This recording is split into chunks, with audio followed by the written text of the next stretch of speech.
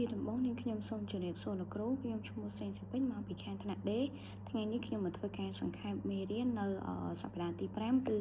ការវាយតម្លៃនៅក្នុងម៉ោងសិក្សានិងការវាយតម្លៃទៅតាមដំណាក់ដោយផ្អែកទៅលើការវាយតម្លៃបញ្ចប់អញ្ចឹងចំណុចដំបូងគឺនិយាយអំពីការវាយតម្លៃនៅក្នុងម៉ោងសិក្សាសិនអញ្ចឹងនៅក្នុងការវាយតម្លៃនៅក្នុងម៉ោងសិក្សាគឺជាការវាយតម្លៃទៅតាមដំណាក់ឬក៏ជាដំណើរការនៃការប្រមូលភស្តុតាងនៃការរៀនរបស់សិស្សនិងការផ្ដល់នៅមតិកែលម្អចាំមានន័យថាកន្លែងហ្នឹងគឺយល់ថាយើងដាក់ការងារឲ្យមួយសិស្សឲ្យគាត់ធ្វើគឺយើងត្រូវតែទទួលព័ត៌មានពីសិស្សហ្នឹងត្រឡប់មកវិញដើម្បីយើងកែលម្អទៅដល់សិស្សហើយមានការកែសម្រួលទៅលើយុទ្ធសាស្ត្រនៃការបង្រៀនរបស់គ្រូផងដែរដើម្បីឲ្យការសិក្សាហ្នឹងផ្អែកទៅលើកម្ពស់ដែលអាចទទួលបាននូវសមិទ្ធផលមួយល្អដំណើរការនៃការវាយតម្លៃនៅតាមដំណាក់វិញគឺទី1យើងត្រូវប្រមូលភស្តុតាងនៃការសិក្សារបស់សិស្សសិនគឺយើងសង្កេតសួរជាសំណួរលំហាត់ណាមួយដែលមានជារចនាសម្ព័ន្ធនិងស្វ័យវាយតម្លៃរបស់សិស្សបន្ទាប់មកគឺយើងវាយតម្លៃទៅលើភស្តុតាងគឺយើងមានន័យថាយើងការបកស្រាយ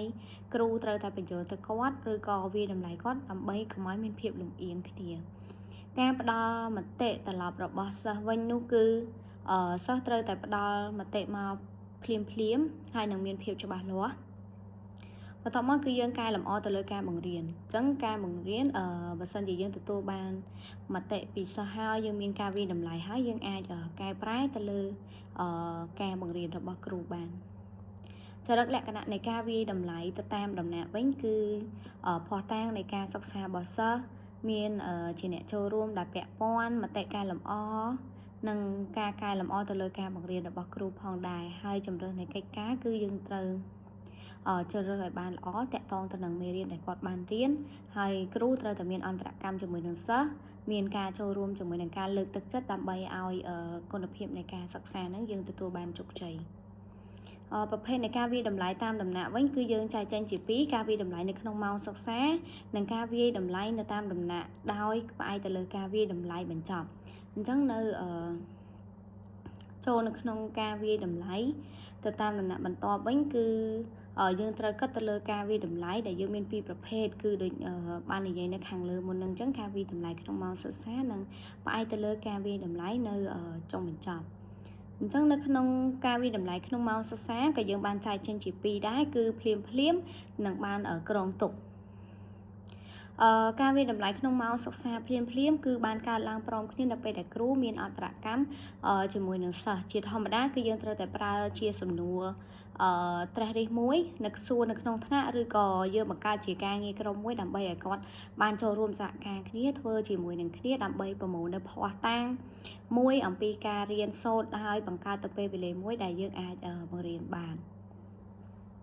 ចំណែកទៅលើការវាយតម្លៃនៅក្នុងម៉ោងសិក្សាដែលយើងបានក្រងទុកវិញគឺពាក់ព័ន្ធជាមួយនឹងការប្រើប្រាស់សំណួរដែលយើងបានរៀបចំអញ្ចឹងមានន័យថាមុននឹងយើងចាប់ផ្ដើមឲ្យគាត់ធ្វើការងារក្រុមគ្រូសុទ្ធតែបានរៀបចំគម្រោងនៃការប្រើប្រាស់សំណួរនឹងទុកជាមុនហើយនឹងកិច្ចការដែលត្រូវបានធ្វើឬក៏ប្រើប្រាស់នៅចំណុចជាក់លាក់នៅក្នុងការបង្រៀនផងដែរប៉ុន្តែបញ្ហាប្រឈមវិញគឺការដឹងអំពីអ្វីដែលតម្រូវឲ្យសិស្សធ្វើហើយនៅបង្ហាញនៅភស្តុតាងដែលត្រឹមត្រូវអាចយកទៅប្រើដើម្បីធ្វើឲ្យការសិក្សារបស់សិស្សហ្នឹងកាន់តែប្រសើរឡើងផងដែរចំណែកទៅលើភាពខុសគ្នានៃប្រភេទនៃការវាយតម្លៃតាមដំណាក់ទាំងពីរហ្នឹងគឺជាការវាយតម្លៃដែលប៉ះពាល់ទៅដល់ការសិក្សានិងសមិទ្ធផលរបស់សិស្សតាមកម្រិតណាប៉ុន្តែវាច្បាស់ហើយថានៅក្នុងការវាយតម្លៃក្នុងម៉ោងសិក្សាគឺវាមានអត្ថប្រយោជន៍ជាវិជ្ជមានបំផុតដែលយើងបានចងក្រងវាឡើងជាឯកសារសម្រាប់បង្កើននៅលទ្ធផលសិក្សារបស់សិស្សផងដែរចំណែកទៅលើការប្រមូលភស្តុតាងសម្រាប់ការវាយតម្លៃនៅក្នុងម៉ោងសិក្សាវិញគឺជាធាតុសំខាន់មួយនៅក្នុងដំណើរការបង្រៀនប្រកបដោយប្រសិទ្ធភាពគឺមានន័យថាគឺគ្រូបានត្រួតពិនិត្យបន្តហើយដើម្បីបញ្ជាក់ពីប្រតិកម្មរបស់សិស្សចំពោះទៅលើការបង្រៀនរបស់គ្រូនិង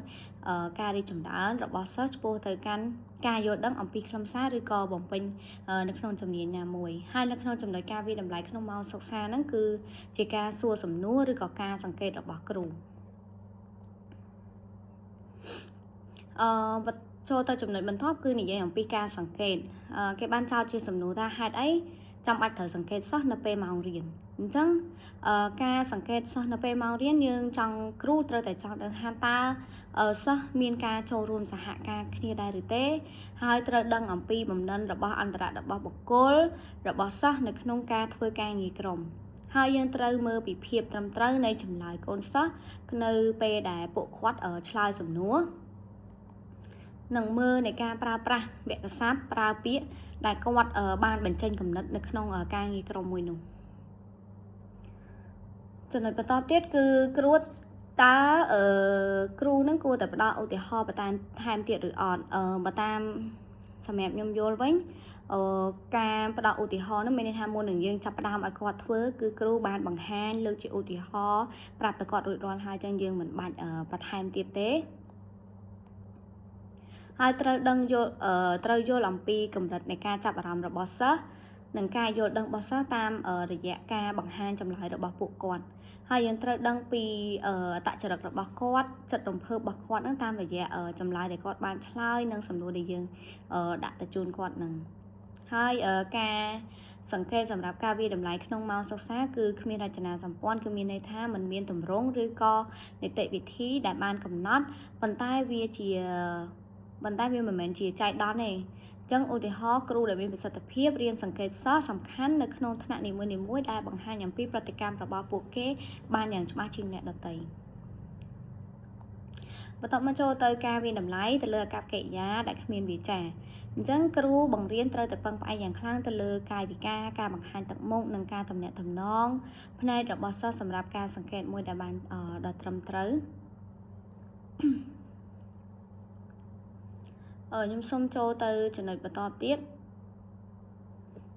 ការសួរសំណួរផ្ទាល់មាត់អញ្ចឹងទន្ទឹមនឹងការសង្កេតគ្រូបង្រៀនគឺផ្អែកយ៉ាងខ្លាំងទៅលើរបៀបនៃការដែលសិស្សឆ្លើយនៅសំណួរនៅក្នុងអំឡុងពេលដែលយើងបង្រៀនដើម្បីដឹងថាតើសិស្សនោះយល់ពីអ្វីដែលគ្រូត្រូវបានបង្ហាញឬក៏អាចអនុវត្តជំនាញឲ្យត្រូវទៅតាមគោលដៅ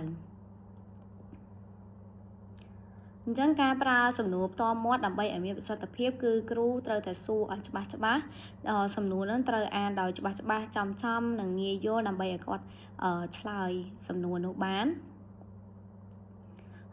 សិស្សនៅក្នុងថ្នាក់ទាំងមូលគឺគាត់អាចឆ្លើយបាននៅពេលដែលកាលណាយើងអានសំណួរទៅច្បាស់ហើយសំណួរនោះវាចំឬក៏អាចដែលតាក់ទងជាមួយនឹងមេរៀនដែលគាត់ត្រូវរៀន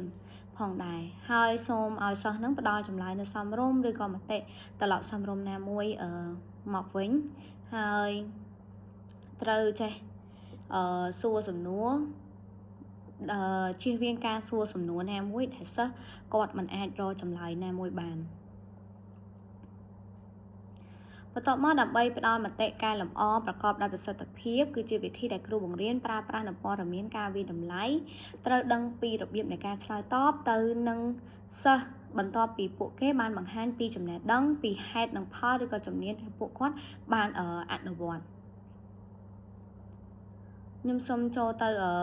ចំណុចបន្ទាប់គឺ 5.2 ដែលនិយាយអំពីការវិតម្លៃផ្អែកទៅលើការវិតម្លៃបញ្ចប់តែម្ដងនៅក្នុងនោះផងដែរគឺយើងបានចែកចេញជាមាន3មានជាប្រភេទព័ត៌មានត្រឡប់និងការកែលម្អនៅក្នុងការបង្រៀនផងដែរអញ្ចឹងប្រភេទវិញគឺយើងត្រូវមានជាលំហាត់ដែលមានរចនាសម្ព័ន្ធគឺដូចជាលំហាត់សរសេរអាចឲ្យគាត់សរសេរពីការថ្ងៃឈប់សម្រាកពីអាកាសធាតុណាមួយហើយឲ្យគាត់អាចធ្វើជាបទបង្ហាញនៅអ្វីដែលគាត់កំពុងសរសេរហ្នឹងជាផ្ទាល់មាត់បន្ទាប់មកយើងត្រូវមានជាបរិយាតេស្តហ្នឹងគឺយើងត្រូវតែផ្ដល់ព័ត៌មានអ្វីដែលសិស្សគាត់អាចដឹងឬក៏មិនដឹងឬក៏អ្វីដែលពួកគេដែលអាចធ្វើទៅបានចំណែកទៅលើកិច្ចការផ្ទះវិញគឺត្រូវតែផ្ដល់សិស្សអនុវត្តចំណេះដឹងបន្ថែមនៅផ្ទះឬក៏ជំនាញឬក៏មេរៀនណាមួយដែលគាត់បានរៀនហើយដើម្បីយើងពង្រឹងឬក៏ពង្រីកនឹងការពិភាក្សាលម្អិតឬក៏ការសិក្សារបស់សិស្សហើយយើងត្រូវពិនិត្យទៅលើការសិក្សារបស់សិស្សជាបុគ្គលឬក៏ជាក្រុមមានឲ្យយើងដាក់កិច្ចការផ្ទះឲ្យគាត់ធ្វើជាបុគ្គលឬក៏ការធ្វើជាក្រុមផងដែរសម្រាប់នៅក្នុងកិច្ចការនៅក្នុងថ្នាក់វិញគឺយើងបូករួមផ្សំជាមួយនឹងសកម្មភាពរបស់ពួកគាត់ការផ្សព្វផ្សាយហើយគ្រូអាចតាមដានអនុវត្តការអនុវត្តរបស់សិស្សហើយនឹងអាចនឹងទទួលបាននៅព័ត៌មានត្រឡប់មកវិញជាក់លាក់ភ្លាមផងដែរការសួរសំណួរខ្លីៗឬក៏សំណួរ តែអញ្ចឹងគ្រូត្រូវតែសំអាងទៅលើឯកសារដែលសិស្សបានរៀនហើយជូនដំណឹងនៅលើការអនុវត្តចំណេះដឹងនិងបំណិននៅក្នុងពេលបច្ចុប្បន្នរបស់សិស្សហើយលទ្ធផលនៃសំណួរខ្លីៗនៃការតេស្តប្រើហ្នឹងគឺសម្រាប់ផ្ដល់ព័ត៌មានត្រឡប់ដល់សិស្សនិងកែលម្អទៅលើការបង្រៀនអញ្ចឹងនៅត្រង់ចំណុចការធ្វើសំណួរខ្លីៗនេះគឺយើងមានន័យថាយើងចង់ដឹងអំពីចំណេះដឹងរបស់សិស្សបន្ទាប់ពីគាត់បានរៀនហើយតើគាត់ទទួលបានឬក៏គាត់យល់បាននៅក្នុងកម្រិតណាមួយយើងអាចនឹងដឹងព័ត៌មានត្រឡប់មកវិញដើម្បីយើងកែលម្អទៅលើការបង្រៀនរបស់យើងផងដែរដើម្បីឲ្យការបង្រៀនរបស់យើងផ្ដល់ទៅឲ្យសិស្សគាត់ទទួលបានលទ្ធផលបានល្អបន្តមកទៀតការវាយតម្លៃជារួមអញ្ចឹងយើងត្រូវតែមានការរៀបចំការវាយតម្លៃជាមួយគ្រូដែលជាសហការីហើយឲ្យសិស្សពួកគាត់មានការចូលរួមទាំងអស់គ្នាដើម្បីធ្វើការវាយតម្លៃផងដែរការវាយតម្លៃវឌ្ឍនភាពរបស់សិស្សគឺយើងចងក្រងនៅជាប្រភេទឯកសារនៅអ្វីដែលសិស្សបានរៀនកន្លងមកឬនៅក្នុងរយៈពេលណាមួយហើយតេស្តវឌ្ឍនភាពរបស់សិស្សផងដែរនៅលើការផ្ដល់មតិត្រឡប់មកវិញគឺយើងនិយាយអំពីបរិមាណ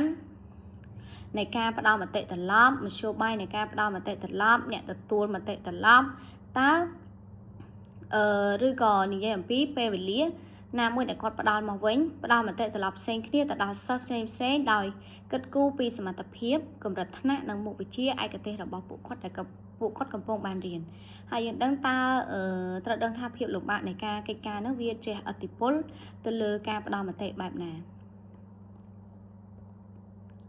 ចាអញ្ចឹងខ្ញុំចូលទៅការកែលម្អទៅលើការបង្រៀនក្រោយផ្ដល់មតិត្រឡប់អញ្ចឹងការសិក្សាគឺត្រូវតែមានការប្រកបទៅដោយសមត្ថភាពការឆ្លើយដែលមានការអន្តរាគមន៍មានអន្តរាគមន៍រវាងសិស្សនិងសិស្សឬក៏គ្រូជាមួយនឹងសិស្សផងដែរហើយដើម្បីឲ្យការបង្រៀននេះឆ្លើយតបទៅនឹងភាពខុសគ្នារបស់សិស្សអញ្ចឹងភាពខុសគ្នារបស់សិស្សគឺសិស្សនីមួយៗគាត់មានចំណេះដឹងវាអត់អាចដូចគ្នាទេមានសិស្សខ្សោយសិស្សមធ្យមឬក៏សិស្សដែលពូកែផងដែរចូលទៅចំណុចបន្តទៀតគឺការសិក្សាដែលប្រកបទៅដោយសមត្ថភាពគឺយើងត្រូវតែមានគោលបំណងសំខាន់នៅក្នុងការផ្លាស់ប្ដូរគំនិតនៃការអប់រំបច្ចុប្បន្នដែលបង្រៀនទៅដោយសិស្សទាំងអស់គ្នាតាមវិធីដូចគ្នាឬក៏ដោយចំនួនមកវិញនឹងជាមួយនឹងការបង្រៀនឆ្លើយតបរវាងភាពនៃចុះសម្រុងរបស់សិស្សដើម្បីឲ្យសិស្សគាត់ទទួលបានជោគជ័យនៅក្នុងមុខវិជ្ជាសិក្សាណាមួយចំពោះការឆ្លើយតបដោយមានអន្តរាគមន៍វិញគឺយើងត្រូវពិនិត្យតាមដានសិស្សឲ្យបានដិតដល់និងជាប្រចាំដើម្បីផ្ដល់នូវការអន្តរាគមន៍តាមបែបការបង្រៀនឬក៏រៀនតាមប្រព័ន្ធដែលសមស្របណាមួយ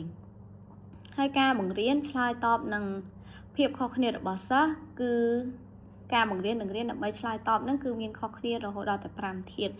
ទី1នឹងគឺបរិស្ថាននៅក្នុងថ្នាក់អញ្ចឹងបើសិនជាសិស្សនៅក្នុងថ្នាក់យើងបរិស្ថានអត់ស្អាតទេក៏វាមានធ្វើឲ្យការប៉ះពាល់ទៅដល់សិស្សផងដែរទី2កម្មវិធីសិក្សាទី3ការវិតម្លៃទី4គឺទៅលើការបង្រៀននិងរៀនហើយទី5នោះនិយាយអំពីការគ្រប់គ្រងសិស្សនៅក្នុងថ្នាក់វិញវឌ្ឍនភាពសិក្សារបស់សិស្សគឺជាផែនទីនៅក្នុងអំឡុងពេលវេលាណាមួយដើម្បីដឹងពីព័ត៌មានអ្វីខ្លះដែលត្រូវប្រមូលពីការយល់ដឹងរបស់សិស្សឆ្លើយតបនឹងការកែលម្អផងដែរចាទៅលើការកែលម្អការបង្រៀនចុះសារឡើងច្រើនដងគឺយើងមានជាការប្រភេទអានបន្ថែមបង្រៀនជាបុគ្គលការធ្វើការងារក្រុមតូចៗនិងការងារជាគំរូហើយការសួរសំណួរផ្ទាល់មាត់ទៅកាន់សិស្សទាំងអស់នៅក្នុងថ្នាក់រៀនការបញ្យល់ទៅលើមេរៀនណាមួយឡើងវិញការធ្វើជាសញ្ញាកិច្ចការមេរៀនដើម្បីឲ្យសិស្សគាត់អនុវត្តធ្វើបន្ថែមនៅផ្ទះហើយឲ្យគាត់មានការជួយបញ្យល់គ្នាមានន័យថាមិត្តភ័ក្តិគាត់បង្រៀនគ្នាទៅវិញទៅមកហើយយើងនឹងត្រូវមានលក្ខណៈវិនិច្ឆ័យនៃចំណាត់ថ្នាក់ណាមួយត្រូវតែមានការផ្លាស់ប្ដូរតាមលំដាប់ហើយត្រូវតែយើងរកតាមវិធីសាស្ត្រណាមួយតាមរយៈអ៊ីនធឺណិតផងដែរយើងមានជាផែនទីឬក៏ឧបករណ៍ណាបែបជា digital ផ្សេងបែបហ្នឹងទៅចានៅក្នុងមេរៀនសប្តាហ៍ទី5នេះខ្ញុំសូមសង្ខេបត្រឹមប៉ុណ្ណឹងចាសូមអរគុណជំរាបលាលោកគ្រូ